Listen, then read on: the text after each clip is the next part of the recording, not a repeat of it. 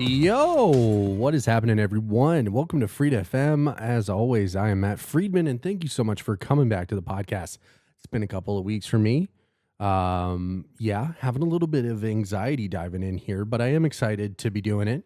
If you haven't checked it out, I did do a rant that I upload. I should upload it to the podcast platforms as well, but I did do an AI rant for Google's VO3 that I just posted to YouTube. And I'm happy to say the reception on it has been very good. I did that once before when Sora came out. I can't remember which iteration it was, but when that dropped, and let me tell you, the amount of AI dick riders, it was like a tidal wave of hate on that video because I was so against AI. But I think people are starting to kind of come around now, and they're seeing how vicious and how it's just going to eat the industry alive. And there's more. We'll go into that, but quickly, what's been up with me? So I've been doing okay. The past few days, I've been having a problem with my back or something where my neck is messed up, and it's like creating a little bit of equilibrium and perception problems. Don't love it. So like I was calling my mom the other night, and I'm like, dude, am I having a stroke? Like, what's going on? So I need to do some stretching after this this podcast. But life's been going good. Had the boys down. A bunch of friends came down from the GTA. I'm a golf guy now, so we did a golf weekend. There was about 8 of us that participated in the weekend. It was great. It was a good time. It was nice to catch up and see everyone. I think we're going to plan one for next month as well for June. So yeah, super exciting. I mean, I'm bad at golf, but that's the shitty part. But even my friends who are good, they're like, I fucking stink. So it makes you feel a little bit better. You're like, you're like, man, I'm bad. And then your buddy who's good is like, dude, we're all shit. We all suck. And I'm like, yeah, thank you, man. I appreciate that. So, but I got into it for the social aspect, being able to hang out with friends, smoke some cigars, maybe drink a bevy.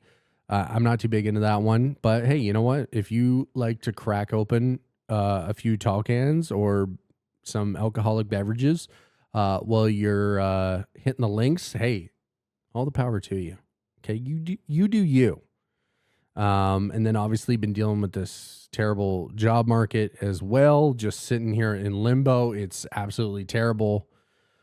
Yeah, if you're in the tech industry, you know what I'm talking about. There's plenty of videos online, on TikTok, everything talking about how bad the job market is, how people have applied to hundreds of jobs to no avail. Yes, it is terrible. And then, of course, you have AI also making this problem terrible. But, I mean, it's not just an AI problem.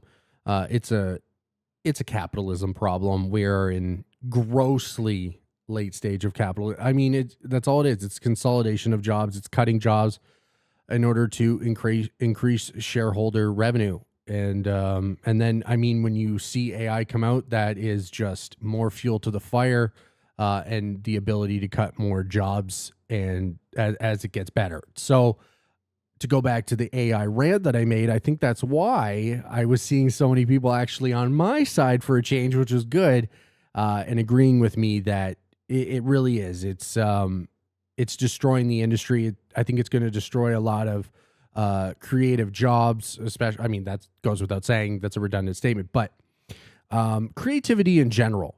And that was my main point. If you want to go watch it, check it out. I'm not going to go into the rant here. Just a little brief explanation, but yeah, I just think the human experience is going to take a gigantic hit. I personally, I've always disliked AI. I don't mind AI tools aiding a creator. That's fine. But when it's just doing the whole thing and you're watching before your eyes, the elimination of hundreds of jobs, specifically to the film industry, film and television industry, and you're seeing how, something that would have taken a whole crew to do a scene is no longer needed. Yeah, that shit can kick rocks with no shoes. So, yeah, it's an interesting time. But I was talking to my mom because she's like the only one who will listen to my bullshit, and I was ranting about how I think we're on the precipice of a revolt or a very harsh change. I don't think it's going to happen within this year, but over the next few years, I think you're going to see a really hard reaction. I mean, how are you not going to? Uh, the already ailing job market, and then they're talking about how AI could replace most white collar jobs over the next 5 years. We're looking at like upwards of 20% unemployment. Eh, I don't like, at what point do we just eat the rich, right? At what point are we just burning their homes or kicking them out and like living in them? I don't know. Like, I don't know what the outcome of this is, but I just feel like there's this gigantic shift that's going to happen because I think the sustainability of this isn't going to be viable for much longer. And I think once it starts to affect people's wallets, because if there's mass unemployment, well, how can people buy things? How can companies sustain? And I mean, most people will tell you that capitalism is not a great business model. So, I mean, who knows? I hope for the best for everybody. Okay. And I'm trying to stay positive, because I do believe that ultimately humans do not want this. We'll band together, and I think we're gonna go back a bit. I think we got to kind of wind the clocks back on certain. You would maybe call it progression, but I don't know if it necessarily is. I think it's an overstep and an oversight of trying to be innovative, but also it's cannibalistic to a point. So yeah, just a little quick pivot. Why I hate AI is because I love collaboration. I love when people, especially in film and TV and creative jobs and endeavors, I love people coming together and finding new and innovative ways to capture stories and tell stories, which is why I wanted to share this image with you guys, which is a set photo that came out from 28 years later, which, if you do not know, it is filmed on an iPhone 16 Pro. Now, obviously, it's rigged out. People are complaining, that's not really an iPhone 16. Yes, it is, you fucking moron. I hate to break it to you, but if you don't know how general films are shot, I mean, like, you could talk about like an IMAX camera or an RE Alexa or the Sony Vegas or whatever it's called. I can't remember what Sony's is. Just the body of that box that you see everything attached to, those general cameras are $100,000 just for that box. We're talking about a $2,500 iPhone 16 Pro.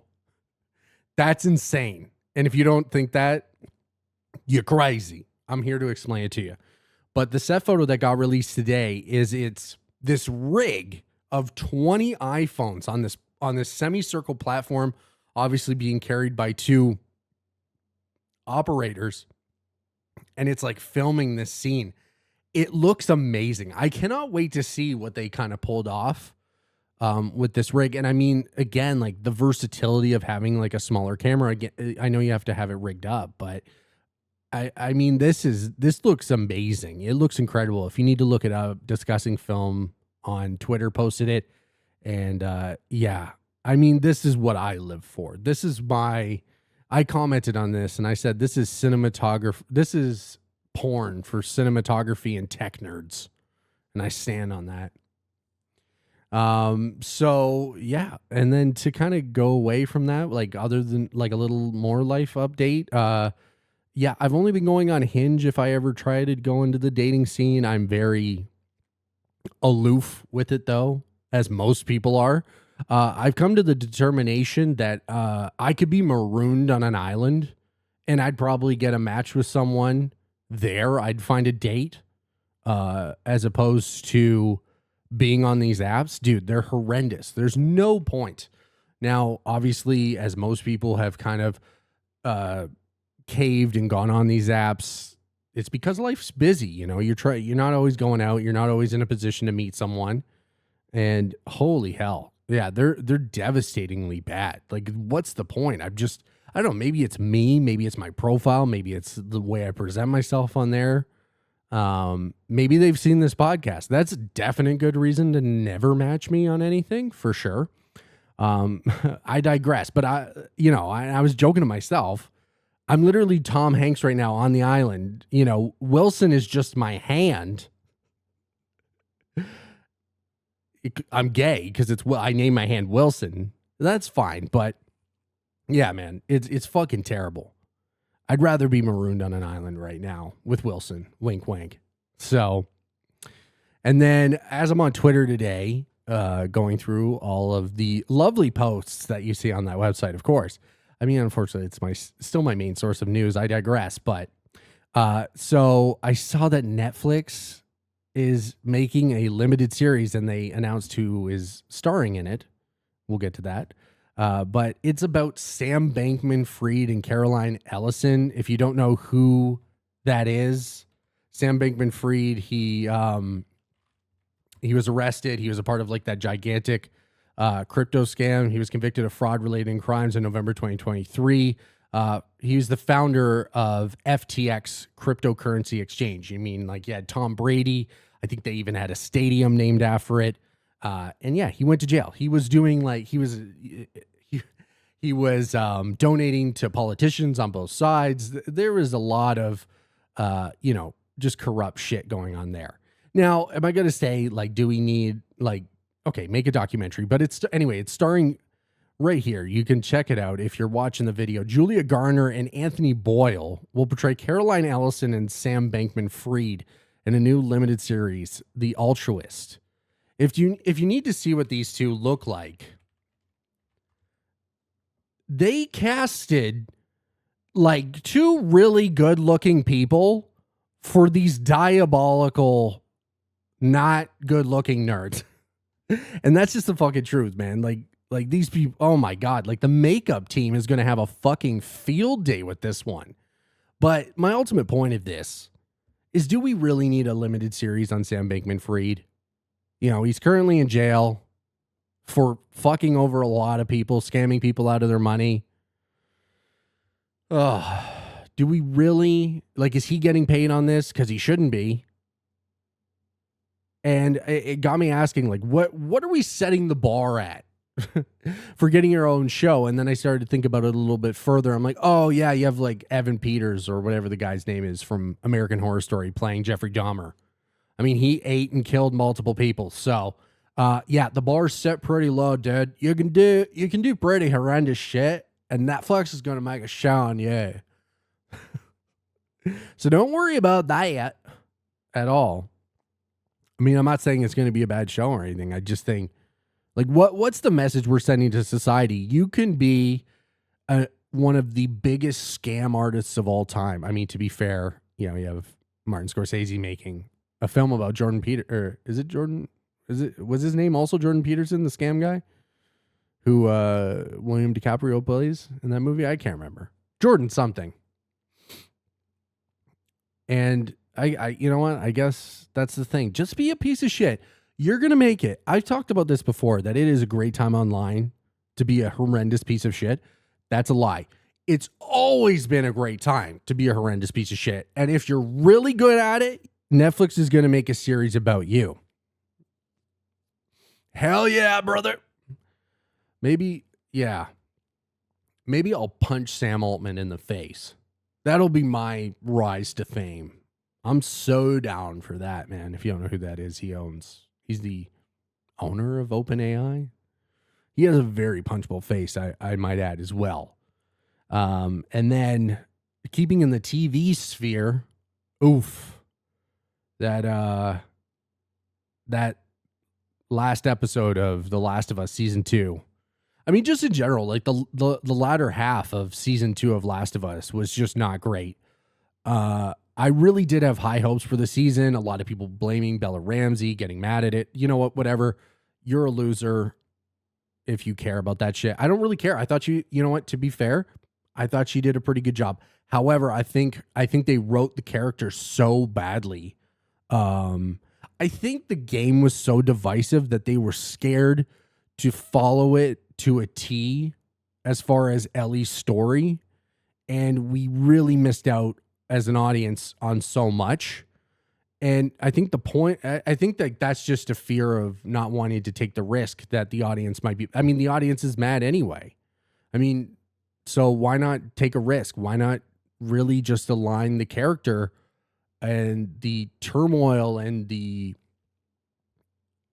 place that you put the player in when they're playing the game, that very divisive environment, where you're not really like you're placed in this. Oh, do I like this person? Oh, wait, now I'm playing as this person, and you're getting really mad. I mean, like that's not too hard to see now, where you're playing as Abby, and again, it's a very visceral reaction. You're like, I've been hunting this bitch, and yeah, so I think they were scared to do that, and it really just kind of shit all over the series. I also think making the second season only 7 episodes, it really just, I mean, it did not give the Ellie story enough time to kind of build and breathe. And people have talked about this in length. I don't want to go into too much detail, but making Ellie character very dumb, very almost sitcom-y, which is depressing. It really is. But again, I don't put any of this on Bella Ramsey at all. I thought she did a good job for the most part, but I think the character writing was just so bad, especially for her specifically, because, as I said, the character is so much more powerfully written in the game, and then as well as Abby, I didn't mind Abby as at first. I was just like, okay, she's not jacked, whatever. But it is true. I did see someone talk about it on Twitter saying Abby being jacked is a part of her character. It's part of her storyline. And you know what? The more I think about it, the more it is so true. And hey, you know what? If they want her to pack on the pounds and get jacked for season 3, I'd be all for it. Because obviously that's all going to be all about Abby. We're now pivoting to the Abby story. I'm excited about that. I want to see the Rat King. I would love to see that kind of brought to life, especially if with the use of practical effects that the show has been using thus far, and with a little bit of CGI. So I'm excited for that. That's about it. But going forward, I don't know. Like they really did butcher the overall tone and just how, I mean, like, isn't that what HBO is for too? HBO is so great for divisive stories that, really make you they make you feel something. Like, it's not just all roses, right? I mean, I just finished watching The Sopranos again. You want Tony to survive, but ultimately Tony is the biggest fucking piece of shit. And like, that should be known. And it's very divisive that you feel bad for him and that you care about his well-being, but he's a fucking terrible person. Same with On the Wire. I just finished The Wire after Sopranos, and the portrayal of like certain characters and like what happens, and it really is. It's so divisive because like there's so like the stakes are high, but no one is safe at the same time, and I kind of like love that. So, I mean, like that's classic HBO. That's what makes a good show. Think about it. And then Game of Thrones followed the same formula, and then again they fell off in the last few seasons, but last 2 seasons maybe. But again, everyone was expendable. There were divisive things that happened. You see Sean Bean die in like the first season or whatever, and you're like, holy fuck, that's the guy I thought would make it to the fucking end.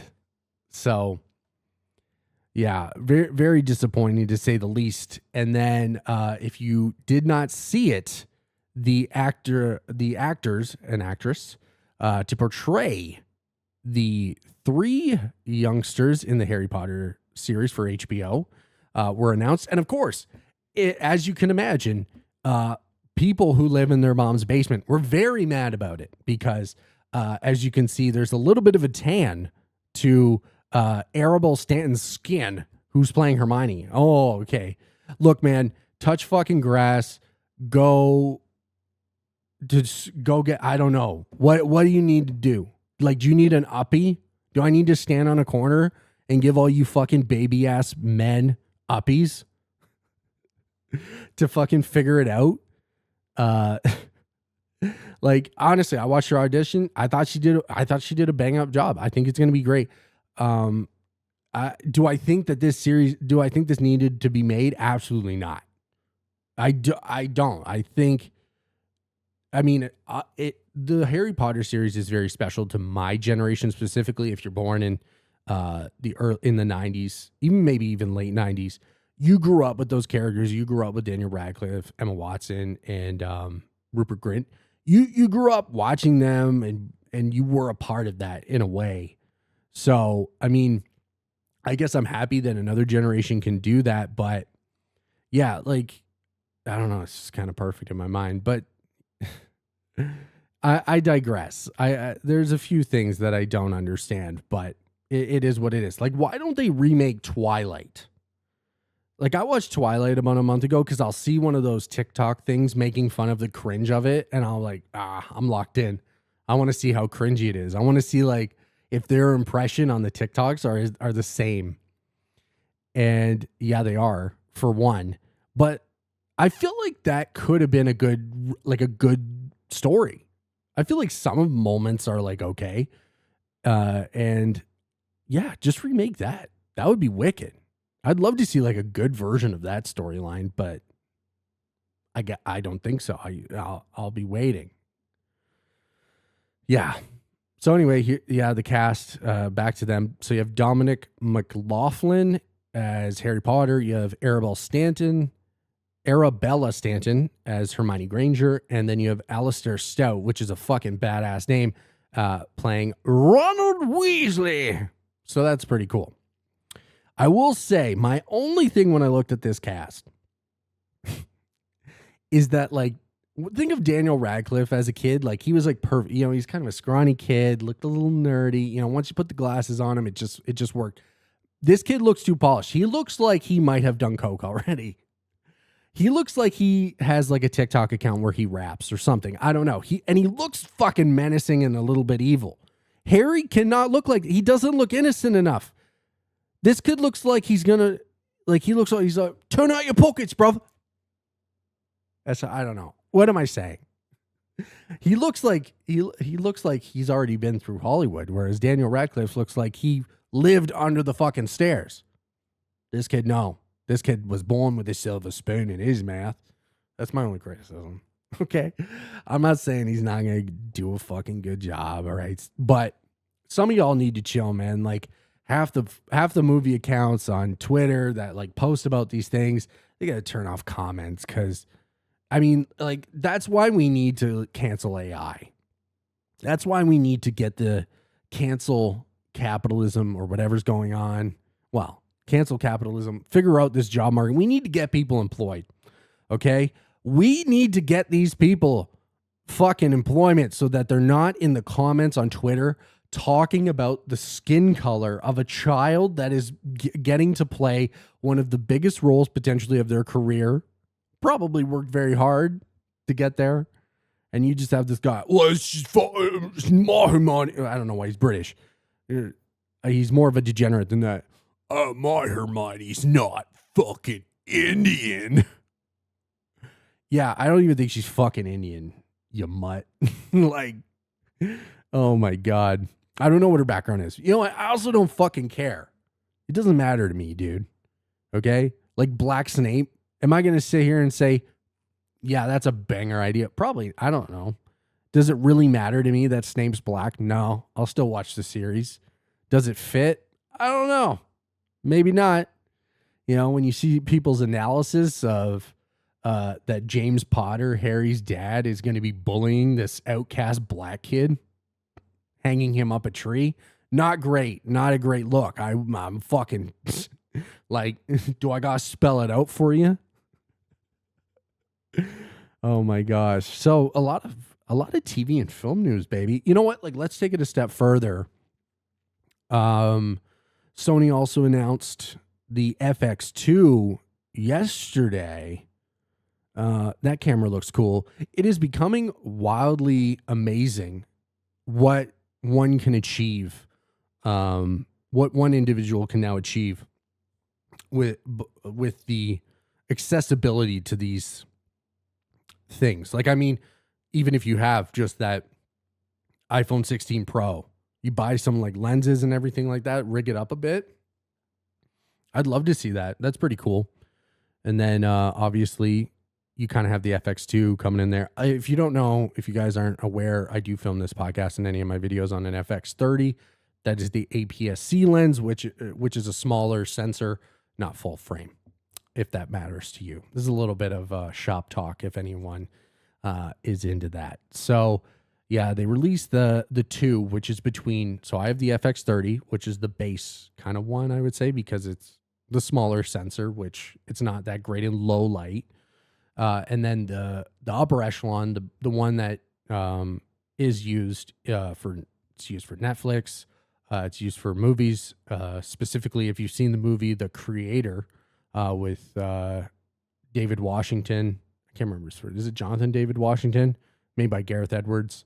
That was filmed on an FX3. So that is the highest iteration of that. So they kind of made a middle ground one yesterday by releasing the FX2. And yeah, it's full frame. It's very exciting. Still expensive. It's like, almost $4,000. But to give you an idea, you could probably turn out film, like really good, like film quality videos from that.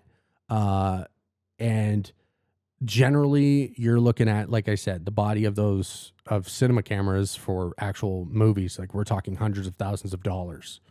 So it's nothing short of remarkable. And I'd love to always see like new iterations of technology getting introduced that make it more affordable for people. I like that. I don't like AI. The only thing I will say that is the FX2 does have AI built in for stabilization, which would mean that you would not necessarily, now I say that with not knowing the actual ability of it, but just from what I'm reading, you might not need a gimbal for it, which is insane, which is amazing, and you love to see it. So I'm super happy about that. And then I figured, I'm going to end these podcasts off with a little bit of life advice. Okay. Now you would think, hey, why am I taking advice from this guy? He's a loser. You would not be wrong, but you never know. I might say something you actually give a shit about. So my little life advice is do not repeat patterns and be aware if you are. Just to give you an example, I had this great moment where I got to look into the past. So I was going through a bunch of external hard drives that I had lying around because I wanted to organize and catalog kind of all of my footage from over the years and just kind of make sure and see what were on all of these hard drives before I formatted them and cleared them off just so that they're good to go if I ever need them. And, maybe get rid of some bullshit I didn't need. So I go into the one, and it must have been from my old computer from like 2014 until 2017-ish. And dude, there was hundreds of videos in there doing exactly what I'm doing now, like talking into a microphone. I don't think I posted one of them. It was crazy, like talking about so many different topics. And then trying the microphone, and I know you probably can't hear me, trying the microphone in different positions, which I still do. And it's like this mania. As you can see, I'm on a new microphone. Then there would be a video, oh, I'm trying this microphone, or I'm trying a green screen, which I always try, which I tried a couple years ago as well. And I'm like sitting there and I'm looking through all this footage and I'm thinking, you're a moron. It is 10 years later and your dumbass is still doing the same shit. Like, figure it out, champ. Get it together. What are we doing? What are you doing? So in a way, it was a privilege to be able to look back and see that and say, okay, I've been down this road and I don't think I acknowledged that before, but now I have no excuse to say, Matt, you've tried that. You've done this. It's not the thing. It's not going to work. So I mean, not everyone is going to have the privilege of a video library to show that you're a moron repeating the patterns, but maybe go back and check some of the notes you've had or start taking notes now. And then obviously down the road, compare them, see if you've accomplished what you were looking to achieve, see if your thoughts and opinions have changed. See if you're still doing the same dumb thing. I mean, like that would be probably the easiest thing, is write down what you want to change and then look back at it. I mean, obviously you have to implement certain things to achieve the goal of breaking habits, but yeah, it was very devastating to see that, because it really it was the slap across the face where it's, if you, what is it? If you don't know your history, you're doomed to repeat it. And I was, and it's crazy because when I watched it back, I'm like, dude, I don't even remember that I did any of this. I didn't remember I tried that. And it's crazy to see like these pitfalls that have kind of just somehow lingered in my psyche over the years, and I've allowed myself to repeat them. And it really is. It's just this hindrance to achieve what I want, right? Who knows what it could be? It could be like, I'm an overthinker. Again, it's like, for me, the problem is perfection. I have a very hard time when I like boot this up and it not being what I'm not saying that like it's always perfect, but it's not what I would deem perfect, or it somehow needs to be this like this perfectly conceptualized, thought through thing. There's no room for error or off the cuff, or oh, maybe I don't know what I'm going to talk about next. Oh, how am I going to transition to that other topic? Oh, like what like, to give you guys a little bit of insight, what I've been going through with this whole microphone thing, it is, I would listen to it on headphones because ultimately I want people to listen to the podcast version. I want people to be able to just not have to watch the video version and just take this on the go and still enjoy it. And I would listen back on the microphone, which is, I have a good microphone, and I'd be like, it's too tinny. It's fatiguing to the ears. Dude, I swear to God, no one cares about that but me. And I mean, again, in those videos, like I'm trying different microphones, I'm trying different positioning on the microphone, you name it. And that's literally what I was doing for the past week. Now, again, I found this microphone. If you don't know what it is, it's a KMS 105 Neumann. And it's great. I love it. I love the sound of it. I think it's ultimately what I've wanted this to sound like, and I find it very enjoyable to listen to. I'd love if you could let me know that in the comments down below. That would really help me out in, kind of determining what the audience likes ultimately. And then and I also want to say, if anyone wants to submit topics that they want to see me talk about or explore, you name it, just let me know below, because I'm very interested in diving that in. And this is a conversation, and then obviously you will get featured. I will say, so-and-so username asked to talk about this. And I would love that. I still think I'm going to do this live. We'll see. I might do it with music. We'll see. I don't know. I have some ideas flowing. And then again, a little off topic, but I've been listening to music. Shocker, I know. People listen to music. Anyway, I've been listening to music in the mornings when I've been walking Chip.